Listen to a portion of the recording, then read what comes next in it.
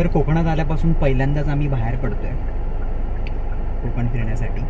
आणि आपल्या सगळ्यांना माहिती आहे की कोकणात कातळशिल्प काही वर्षांपूर्वी माहिती झाली आणि हळूहळू एक ठिकाणी कातळशिल्प शोधली गेली आणि सापडली. आपल्या सगळ्यांना आता बऱ्यापैकी कातळशिल्पांबद्दल माहिती आहे कारण ती प्रसिद्ध झाली आहेत. आणि हे देखील माहिती आहे की ही कातळशिल्प हजारो वर्ष पूर्वीची आहेत. तर अशाच एका कातळशिल्पाला आम्ही भेट देण्यासाठी आज जातो आहे.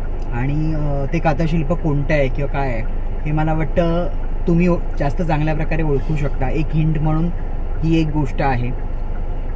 सगळ्यांना माहिती आहे ही कंपास त्या कातळशिल्पाशी रिलेटेड आहे. तर त्या कातळशिल्पाचं नाव काय आहे हे तुम्ही आम्हाला आज कमेंटमध्ये सांगा. आणि येणाऱ्या व्हिडिओमध्ये तुम्हाला तर ते कळेलच आम्ही नक्की कोणत्या कातळशिल्पाला गेलो आहे. पण तुम्ही आत्ताच कमेंटमध्ये नाव सांगू शकता त्या कातळशिल्पाचं. चला बघूया किती लोकांना या कातळशिल्पाबद्दल माहिती आहे.